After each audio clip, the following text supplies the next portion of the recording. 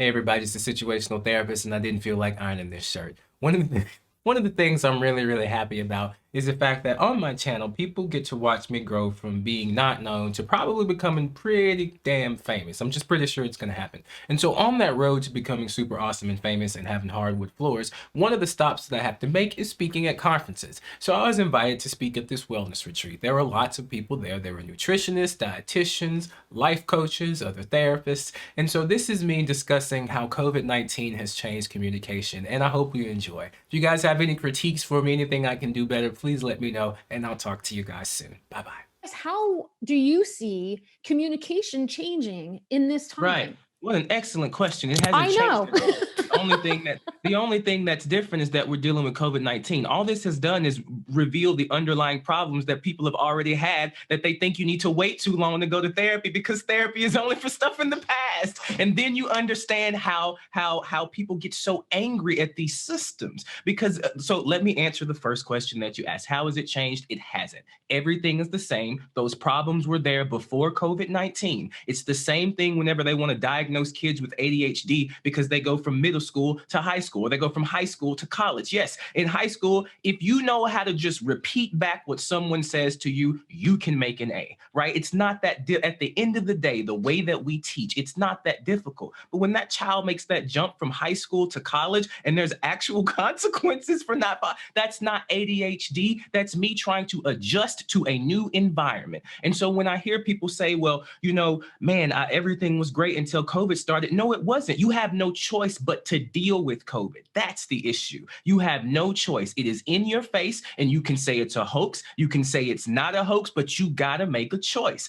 And so most people are and I don't mean, you know what, forget that. I'm tired of policing myself. Most people are in relationships that need to end. And so now what they see is I'm either going to stay here or I'm going to leave. I'm either going to go out and act like it's 2019 or I'm going to stay in my house and quarantine. So this is about making a choice. The communication the problems have been there. You just got to deal with them because you can't escape and go to work. You can't escape and go to school. You are dealing with your part, and nobody wants to do that. We all want to talk about all these things that don't matter. People are dying in the world around. I feel like that guy, like back when we used to go outside in the street, I feel like the man with the sign saying the end is not, except now I do it with my YouTube channel. Like, wake up, folks, like it's not, so how do you have time to have communication problems like that in the world we're living in? What sort of privilege do you have to where you can have those sorts of issues is what I would think, right? Because there are some people having conversations about, babe, I don't want you to go to work today because you're a frontline worker, and I'm afraid that when you come home, you're going to give X, Y, and Z coronavirus. So long story short, let me keep that in check, that energy. What happened to communication? Nothing. COVID has just made it clear that there are bigger problems. And if people wouldn't wait so damn long to go to therapy because they've been conditioned to believe that therapy is about the past from all this marketing, we wouldn't have near as many problems. And then we deal with racism, but I'm not trying to go there today. But anyway, that's my answer to the question. And then racism. Well, this is why I'm pissed that I didn't find you sooner, and that I'm not mad because you took a vacation. You're allowed to, but I wish I would have gotten you in for a half an hour conversation because I've been like binge watching your YouTube videos.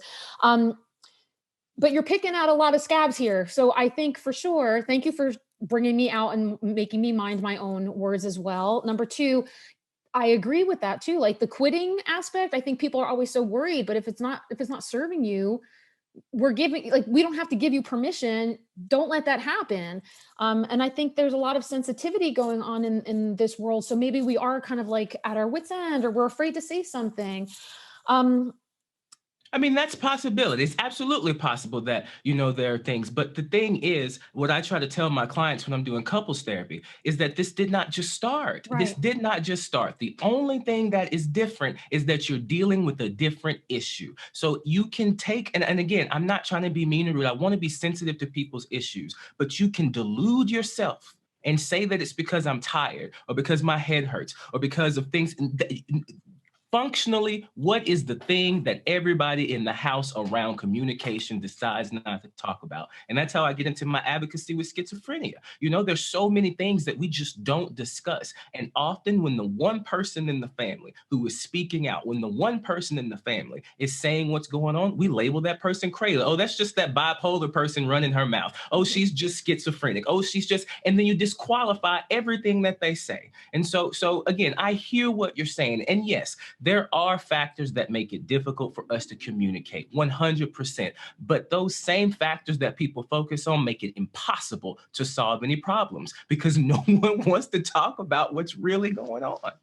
Can you explain a little bit more about what you were saying about the stuff in the past versus what is the direction? Are we looking at present or future or? Right. So from my point, the way I explain this to my clients is I don't know if you play chess or not, but if I'm playing chess and I walk, or if I'm watching two people play chess and I come up on their game, chess, checkers, whatever it might be, but chess is the best analogy. If I walk up on their game, I don't, and I'm stealing this from a book. I know that some people say I don't create metaphors of my own, but I am stealing this because everything was stolen from me. So if I come up against some people playing chess, I don't need to know what moves they made in the past to see who's winning right now. The game as it is right now is enough of an explanation. I don't need to spend 1,000 years, but we can do that.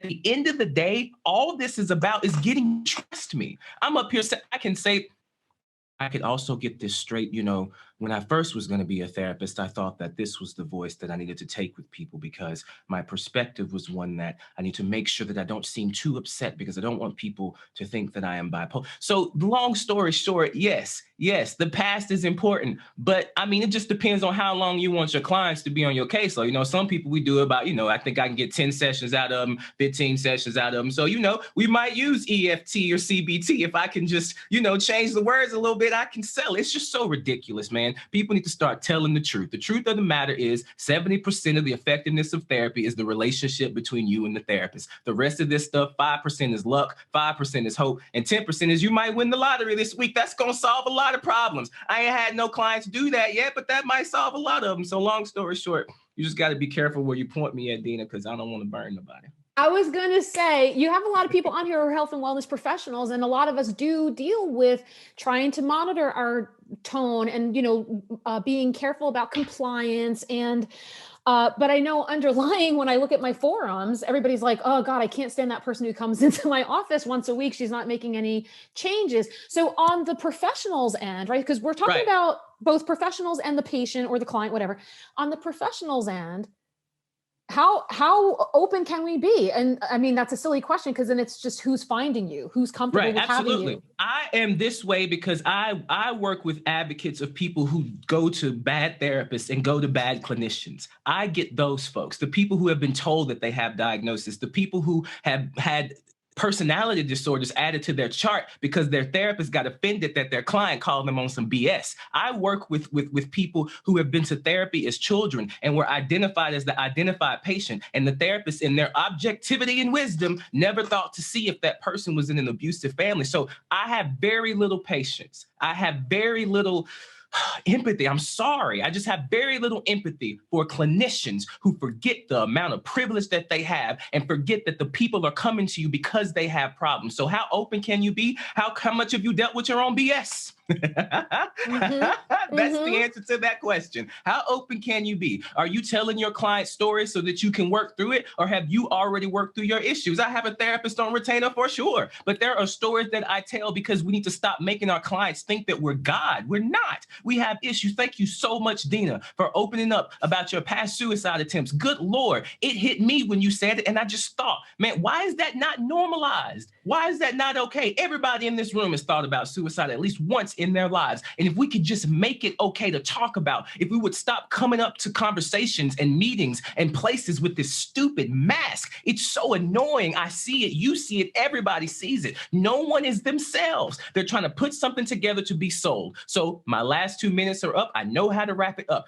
I'm not selling anything. I'm not. I give away everything on my channel for free. As soon as I can figure out how to make it to where people can come up with their own theories so they can work all of us out of a job, I will do do it. I'm working my hardest to put life coaches out of business, to put therapists out of business. I want to put everyone out of business because we need to stop treating people like they're children, man. Some of them are, and you're taking advantage of them when you do it. So excuse me, excuse my hype, but I've just been through this system. I am the result of working with a therapist who didn't know what they were doing. And it's time to wake up. It really is. We don't have time to play anymore. People need actual help. So thank you for this time that you gave me to basically go off for a minute. I apologize. Don't but you it just dare frustrates apologize. me, right? Because the right answer to that question is, well, you check with your ethical guidelines. Make sure that nothing that you give forward, you want to always make sure that, are you giving this in the best interest of your client? Like, I'm sick of being that person, man. I'm sick of it.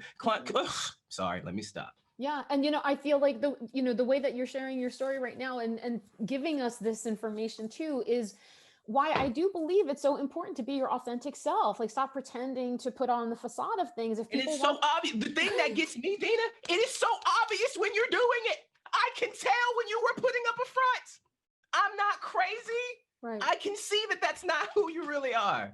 That'd be like me saying I'm not upset that I didn't get all my time. I'm just kidding. But then the jokes become serious, and the things that are serious becomes jokes. Bro, this is what true empathy and vulnerability feels like. I see you up there, Yasmin. I see you, Anita. I see your faces. That's what I'm talking about. And I'm not gonna sit here and act like I'm better than everybody. I was over here doing other stuff too. That's my video game thing back there. And I definitely, absolutely played a game for a minute. I am so sorry, shaming myself. But bro, we are not gonna change anything lying, just lying. Anyway, that's my time. You can follow me at the Situational Therapist. Oh my God. I don't really have to sell you. I don't have nothing to give you. If you need help, if you need help with anti-racism training and coaching, I'll do it for you. I'll charge you then, but I'm not about to charge you for stuff that should be for free, bro. We all need to have much better parents than what we had, so I'm trying to parent the world. It's nice to meet all y'all. Oh man, Derrick, I need you to come back and do an hour show. I'm going to do this I got weekly. you, boss. 100%, 100%. I was on vacation for sure. Whenever I got that EMF, I was like, she gonna wait. She finna wait.